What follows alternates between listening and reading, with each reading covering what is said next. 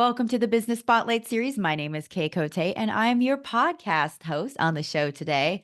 And today we have Kate Harrison, Clinic Director at Kenilworth Foot Care, as our guest. I'm so excited to have this conversation with Kate, talking about her business, her journey to business ownership, challenges, best practices that she's faced along the way, to give you that sneak peek to what it's really like into business life. If this is your first time on our channel, be sure to like and subscribe to get notifications when we drop episodes like this. Welcome, Kate. It's so great to have you on the show today. Thank you, Kay. It's great to be here. Thank you for having me. Of course. Well, let's dive in. Tell me a little bit about yourself and a little bit about Kenilworth. Okay, well, I've been a podiatrist for 27 years. And for a lot of that time, I guess the first 15 years or so, it was just me, self-employed, doing a mixture of clinic work and domiciliary visits. And it was when I rented a room at a chiropractic clinic that I saw how a healthcare business could be run. So a shout out to Kenilworth Chiropractic Clinic, because they really opened my eyes to running a business. And it was about that time I heard that the expression of working on your business rather than in it. And at that point I was, struggling to get in the hours that demanded of me. I got two young children and sort of juggling everything. It's like, well, the only way I can earn more money is by working more hours. And then when I heard about, okay, so maybe there is another way. And that's when I sort of took on my first associate back then and started learning more about running a business. And now it's got to the stage where 4 months ago, I stopped treating clients altogether. And now I'm focused solely on running the business. And 10 days ago, we opened our second clinic. So so but every time I've taken a step back from treating clients, the business has grown. And so now that I'm not treating at all, we've got a second clinic, and so it's all go. Oh, what an incredible journey. I love hearing about like that inspiration and when you saw like the clinic and then were able to like build something out of that. That's really, really inspiring. And especially with the work, seeing how you're shifting. And congratulations on the new clinic opening. That's exciting. Yes, new logo behind us. Yeah, so That's this clinic amazing. is called Gait and Rehab. So it's a slightly different focus. Podiatry is a huge area. We deal with all sorts of issues relating to the lower limb, not just feet. And so whereas Kenilworth Foot Care has evolved into more the dermatology side of things, we do a lot of nail care, nail surgeries, nail bracing, verruca treatments, fungal nail treatments, all those sorts of things. We have laser, we've got all sorts of stuff, exciting stuff that we do over there. But we'd run out of space to do the gait analysis, the biomechanics side of things. So that's where we look at how people walk or run and see what's causing those niggly ankles, knees, hips. Often it's something that starts at ground level. So we analyze what's happening with the feet and how they're operating. And so we just ran out of space at Kenilworth. So we're 9 miles away in a little town called Knoll. We've made us very welcome. And that's the focus of the new clinic, so hence the new name. Oh, wow. That is incredible. And now how has that been, when you plan the, expansion or the, new clinic, how did you go about creating it to be different? Like, was that a challenge or like finding like what services you wanted to offer there, or how did that come about? Yeah, it took a lot of thought. I mean, this has taken quite a long while. We found the premises quite quickly, but the lease took a while to thrash out, as these things sometimes do. But actually, that time has been really valuable. We worked with a brand designer and creator, and he just helped us with all the questions he asked us. Barber Creative, who's brilliant. It just asked us so many questions and made us really think, now what is it we want to do? Because at one point we were going to make it Knoll Foot Care. It was going to be a carbon copy of Kenilworth because it works well there. And then it was like, well, actually, no, let's change the emphasis. Let's do something a little bit different. And he really distilled all our ideas and created the design for us, which is we've got these lovely pops of orange all around the clinic, and it's a lot of energy, and yeah, it's got a very different feel, but hopefully the same caring ethos and the processes and systems that we've got working pretty well in Kenilworth, hopefully those will translate over here. So some of it will be the same, but the focus will be a bit different. Wow, that's incredible. Well, I'm super excited about it too, especially, you're looking at a growing staff as well. So between the two clinics, what's your current staff and are you looking to expand that? Yeah, we have at Kenilworth, we have 3 podiatrists and 2 foot health practitioners. We have a practice manager and 3 reception staff. So we're well staffed over there. We also have a physio that comes in and helps us in Kenilworth. And over here is bare bones at the moment. So Osama, who used to work for me, went to explore his options in Australia, and then came back. We've gone into business together. So he's the pod on the floor in Knoll. I'm managing things in the background and helping out on reception as well for the time being until we build up some momentum, and then we'll be looking at taking on reception team here, other practitioners. We've got 2 rooms at the moment, with the potential for a 3rd. So yeah, as we build up, we'll have 3 treatment rooms here like we do in Kenilworth. Oh, wow. Now, what is that process like? Like, what are some of the challenges of finding a great solid staff? As with podiatrists, it's tricky because there's a shortage. That is the main issue. You get any sort of podiatry clinic owners together, and it's the big issue is where do we find podiatrists from? It's sort of right from school age. I don't think kids are considering it as a career. We've had several universities in the UK have dropped the course because there's just not enough interest. And I think it was something like 125 people graduated last year, which is not enough. But there are new degree courses. There's an apprenticeship degree. Some of the universities are offering that now, and we've just taken on our first podiatry apprentice actually in September, so that's exciting. So she's working as a foot health practitioner as well. She's already qualified in that, but she wants to take her qualifications to the next level. So we'll be supporting her for the next 3 years while she studies, learns from our podiatrists in clinic. She'll be studying at home as well. This is through Plymouth University, which is miles away. I'm not sure Carrie Ann's ever been to Plymouth, and she doesn't need to, which is fantastic. It's a brilliant course. It just makes it so much more accessible, and she won't have all the debt that you would if you went to a standard university. So the degree apprenticeship is a really good option. So yeah, that is our biggest issue.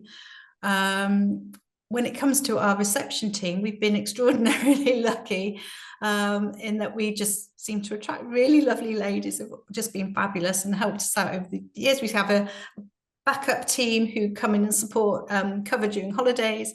One of our ladies, Jean, she retired last week, and it all happened quite quickly. That her house move just happened just like that, which is so unusual. So she just says, "I'm sorry, I'm leaving next week." And oh heck! And a chance conversation with someone who actually used to work at the chiropractic clinic where I worked said, "Oh yes, I was just thinking I could do with a few hours a week."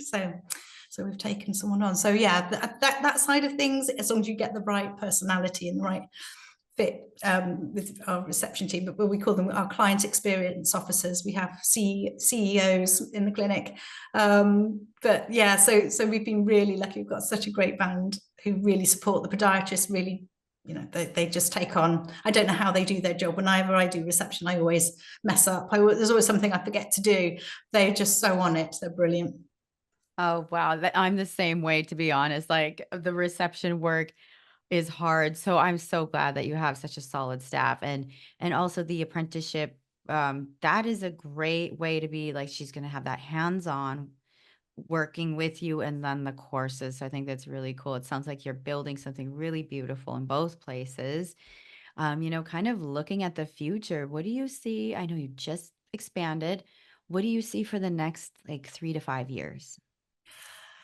it's funny, isn't it? Because this has been quite a headache to set up, and all those sleepless nights when you wake up at 3 a.m. thinking, oh my god, I must do this, must do that, and you think never again, never. And then I say we've only been open 10 days. It's a bit like giving birth. You kind of forget the pain. I was just thinking the same thing when you said that. and you think, well, actually, we've learned such a lot this time. Mhm. Yeah, so I wouldn't say that I wouldn't open another podiatry clinic, but yeah, this is.